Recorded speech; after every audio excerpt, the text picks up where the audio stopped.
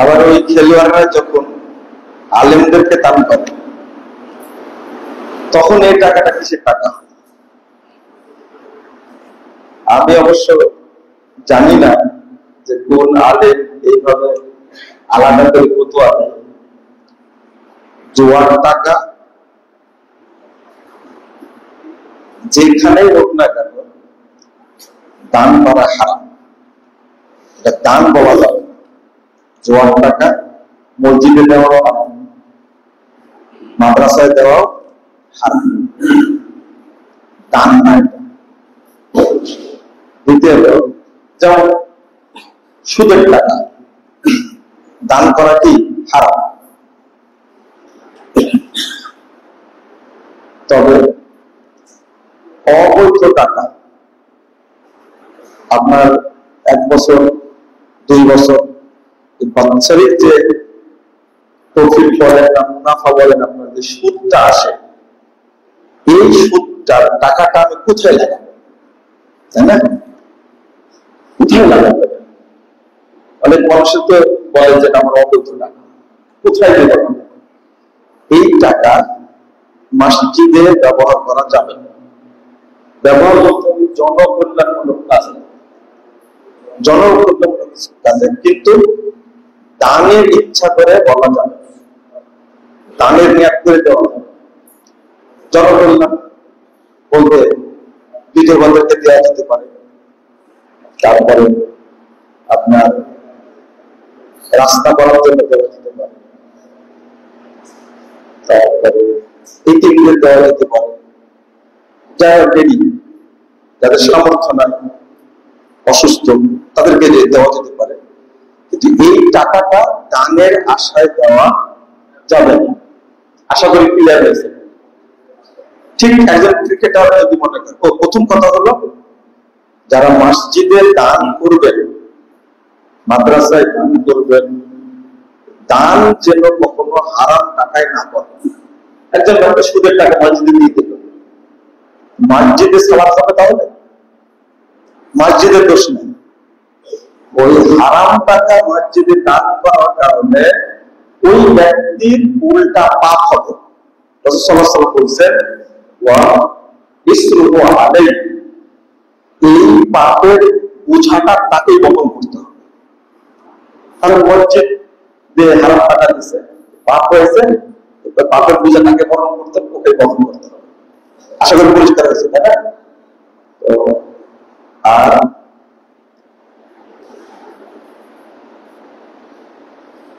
জাকাতের টাকা মসজিদে দেওয়া যায়, তাই কি? জাকাতের টাকা মসজিদে দেওয়া যায়, কিন্তু এই জাকাতের টাকা যেগুলো লিল্লাহ বডি, লিল্লাহ প্রতিষ্ঠান, সেগুলোকে দেওয়া যায়। এইভাবে যদি কেউ হারাম টাকা, সুদের টাকা দেয়, তাহলে প্রতিষ্ঠানে এতিমখানায় দিলে সেটা তাকে বলে দিতে হবে যে এই টাকাটা কিন্তু আমাদের সুদের অংশের টাকা। আশা করি পরিষ্কার হয়েছে।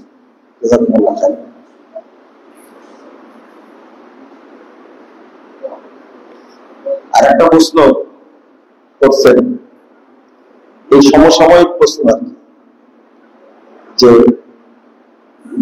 তাহলে আপনারা কেমন রাষ্ট্র চান? আরো কয়েকটা কথা লিখছে আর কি, আমরা তো সমালোচনা করছি, তাই না? তাহলে আপনারা কেমন রাষ্ট্র চান? ইসলামের রাষ্ট্র। ইসলামের রাষ্ট্রের রূপ রেখা যেটা, সেটা হলো আমরা সালাতের নীতির বাইরে যেতে পারি না।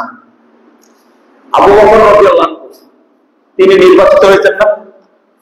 আবু বকর রাদিয়াল্লাহু আনহু কিন্তু কোন কি ভোট ছিল? বুঝেন, ভালো করে বলেন, উত্তর দেন। ওমর রাদিয়াল্লাহু আনহু খলিফা ছিলেন না? এই আপনাদের মধ্যে ছোট বাংলাদেশের খলিফা ছিলেন নাকি অর্থ জানানের খলিফা? ওসমান রাদিয়াল্লাহু আনহু, আলী রাদিয়াল্লাহু আনহু, হাসান, হুসাইন, মুআবিয়া রাদিয়াল্লাহু আনহু, ইয়াজিদ, তারা কি আপনাদের মধ্যে ছোট বাংলাদেশের খলিফা ছিলেন না? বিশাল সাম্রাজ্যের খলিফা। তো কিভাবে হলো? সেটা হলো একজন যোগ্য ব্যক্তিকে প্রথমে খলিফা নির্বাচন করা, খলিফার আন্ডারে মন্ত্রী পরিষদ গঠিত হবে। যেমন এখনো আছে এই নিয়মটা সৌদি আরবে, আছে না? এখনো কুয়েতে আছে, দুবাইয়ে আছে, বাহরাইনে আছে। তো সৌদি আরবে নির্বাচন নাই, কোন দলও নাই। দল আছে নাকি সৌদি আরবে? কোন দল নাই। এবার বলেন তো, সৌদি আরবের যে আপনারা ভালো আছেন না খারাপ আছেন? হ্যাঁ, সৌদি আরব তো আইনা করা আসছে না, আছে? সৌদি আরবের কেউ লোক আছে নাকি যে প্রায় 90 বছর বয়সী একজন মহিলা দীর্ঘদিন যাবত অসুস্থ, তাকে পাসপোর্ট দেওয়া হচ্ছে না, তারপরে বিদেশে চিকিৎসা করতে যাবে এটাও করা হচ্ছে না, এরকম কোন নিয়ম আছে না? তো আমরা এখনো বলি, এই যে বর্তমান যে সরকারটা গঠিত হয়েছে, তাই আপনারা বলছেন অন্তর্বর্তী সরকার, বলছেন না? ডক্টর ইউনূস সাহেব, মানে আল্লাহ কিভাবে মানুষকে ক্ষমতায় বসায় এটা আল্লাহ বলেছে। ডক্টর ইউনূস সাহেব কিন্তু একদিন আগেও জানতেন না যে আমাকে সরকার প্রদান করা হবে। 2 নম্বর, তার আগে ফখরুদ্দিন আহমদ তিনি কখনো স্বপ্ন দেখতেন যে আমি সরকার প্রধান হব? আরো স্পষ্ট, এই যে ছাত্র 2 জন নাহিদ আর আসিফ, এরা কিন্তু একদিন আগেও জানে না যে এইরকম একটা রূপ আসবে, একটা সরকার গঠন হবে, আমরা এই সরকার নেতৃত্ব দেব। এই সরকারের বসান সরাসরি কে? আল্লাহ। তো এখানে এই রূপটাই ধরেন, আজকে ধরে নিলাম ডক্টর ইউনূস সাহেব রাষ্ট্রপ্রধান, তিনি এখন যারা যোগ্য ব্যক্তি তাদেরকে নিয়ে মন্ত্রী পরিষদ গঠন করবেন। এর আগে ফুল মন্ত্রী ছিলেন কতজন মনে আছে আপনাদের?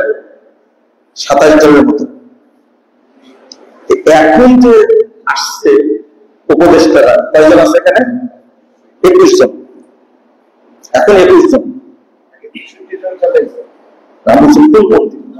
মন্ত্রী, প্রতিমন্ত্রী, উপমন্ত্রী দিয়ে 63 জন। এখন যদি এই পরিষদটায় বাড়ানো যায়, এই পরিষদটা যদি বাড়ানো যায়, কিভাবে বাড়াবেন? যোগ্য ব্যক্তি কে? এই যে আমরা মুখে বলি একটা কথা, জাতীয় সরকার গঠন করব, তাই না? জাতীয় সরকারটা কি? এই জাতীয় সরকারটাই হলো ইসলামী সরকার রূপটা। এই আন্দোলনের সময় বিএনপি জাতীয় সরকার গঠন করার জন্য একটা অ্যাপ্লাই করলো যে কোন কোন দল একমত পোষণ করবে, সবাই কিন্তু করছে। এখন দেখেন কি হয়েছে, এখন হয়েছে এরা সবাই আলাদা। জামাত ইসলাম বলতেছে আমরা আলাদা, বিএনপি বলছে কি আমরা আলাদা। জাতীয় সরকার গঠনের সময় কি এক ছিল, এবং তাদের ইয়াগুলোতে রেকর্ড আছে, একটু বুঝছেন আপনারা। এখন সবাইকে নিয়ে মনে করেন মির্জা ফখরুল ইসলাম সাহেব পবিত্র মানুষ, তাকে একটা মন্ত্রণালয়ের দায়িত্ব দেন, অর্থনীতিবিদ একজন হিন্দু জগন্নাথের প্রিয় ভট্টাচার্য, অনেক পবিত্র মানুষ, হিন্দু হোক, তাকে অর্থমন্ত্রীর দায়িত্ব দেন। কথাটা বুঝলেন আপনারা? তারপর যে যে বিষয়ে অভিজ্ঞ, আমরা যেহেতু 21 জন মানুষ অভিজ্ঞ বের করতে পারছি, তা আমরা আর 20 জন মানুষ বের করতে পারবে না? অবশ্যই পারবে।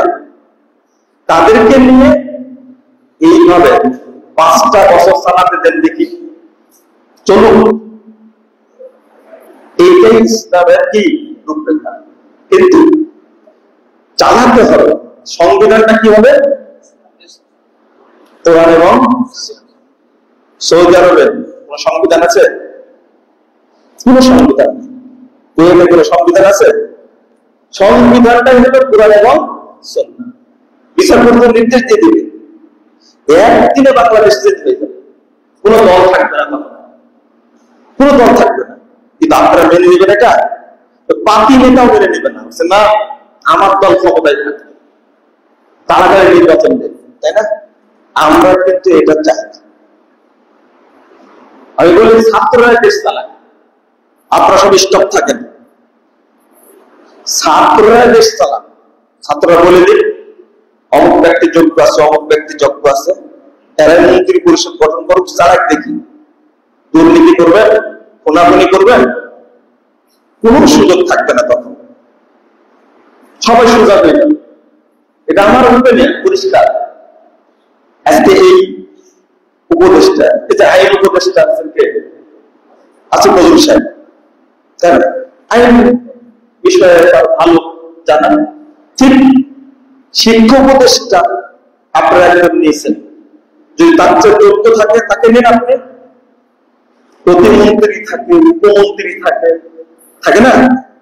তারপর নিচ্ছেন না কেন? এইভাবে যদি একটা সরকার গঠন করা যায়, একটা বড় ধরুন আপনি চালান দেখি। এখন দেশের প্রত্যেকটা মানুষ কথা বলুন, যে কথাগুলো কোনোদিন খুতবায় বলতে পারি না আমরা, এই কথাগুলো আমি বলছি, আমি বলতে পারছি। এখন খুতবা দেওয়ার পরে কেউ ফোন দেয় না, এই বিষয়ে তারা আলোচনা করলেন, রাজনীতির বিষয়টা আসলে এটা 5 আগস্ট, আপনারা 5 আগস্ট বলতে 36 জুলাই, হলো 36 জুলাই বলেন, খুতবা দিয়েছি আমি আগস্টের 2 তারিখে। কি মুসিবত! আমাকে ডিবি, তারপরে কি সিআইডি, এনএসআই, ডিজিএফআই, আপনি এই গণভবনের সামনে আপনি খুতবা দিলেন এই বিষয়ে। আমি বললাম যে আমার ব্যাকগ্রাউন্ড কি সেটা দেখে নাই, ফালতু বিষয় নিয়ে কথা বলেন না। আমরা স্পষ্ট ভাষায় কথা বলতে চাই, আমরা কারো চৌর্য ভিত্তি করি না। আমি বলেছি আরে গৃহবন্দী করে রাখার মতো পরিষ্কার বক্তব্য দিচ্ছি। আমি ইসলামের আলোকে বলবো না? এই জন্য প্রশ্ন আসছে আপনাদের কাছে যে আপনারা কি চান আসলে? এই সরকার সম্পর্কে সমালোচনা করছেন, সমালোচনা কেন করবো না? এখানে বাংলাদেশের মানুষের চেতনা কি ইসলাম চেতনা না? কয়জন ইসলামপন্থী আছে? বুঝেন মনে কথাটা, কয়জন ইসলামপন্থী আছে? উপদেষ্টাদের আমরা চিনি না, তাদের ব্যাকগ্রাউন্ডটা জানি না। একজন ব্যক্তিকে আলেম হিসাবে নিছেন, 21 জনের মধ্যে একজন কেন? বুঝেননি কথা? তো বলবো না এটা? আবার গত সরকারের সমালোচনা করছেন, গণতন্ত্রের সমালোচনা করছেন, করবো তো সমালোচনা, সুযোগ এটা আপনাদের বোঝানোর সুযোগ, বুঝাবো আমরা ইনশাআল্লাহ। আশা করি বুঝতে পারছেন দাদা। এটা নিয়ে আপনারা একটু চিন্তা করলেই হবে। এখন সুন্দর আছেন, এইটাকে যদি ইসলামীকরণ করা হয় আরো সুন্দর হবে ইনশাআল্লাহ। আর সংবিধান হবে কি? কোরআন সুন্নাহ। কিন্তু না, যেটা এই যে খালেদ হোসেন সাহেব, আমি বলবো দ্রুত পিস টিভি চালু করাবো। পিস টিভি এখন চালু হয়নি, কিন্তু বুঝছে পিস টিভি চালু করতে বলে তো কয় ঘন্টা লাগতে পারে? 1 মিনিটও লাগবে। পিস টিভির জন্য স্টুডিও লাগবে না, শুধু সব প্রচারটা কি করে দিবে? ওপেন করে দিবে। সেটাই হচ্ছে না এখন পর্যন্ত। মানে দোয়া করা, উনি শুধু কি করতে পারবেন? দোয়াটা করে দেবেন। মৌলবীদের কোনো গুরুত্ব দেওয়া হয় না। অথচ ইসলাম পথে মানুষ শাসিত হচ্ছে কি দ্বারা? এটা তো বলার তো সুযোগ আছে, কেন করে দেবেন না এটা? আর ইসলামী দলগুলোর মধ্যে যে রেশারেশি ভূতাগতি মারা হয়, এক একজন এক একটা নিয়ে, সবাই বলি মক্কা আমাদের কেবলা, সবাই বলি আল্লাহ আমাদের রবকে আল্লাহ, সবাই বলি আমাদের পিতাকে আদম,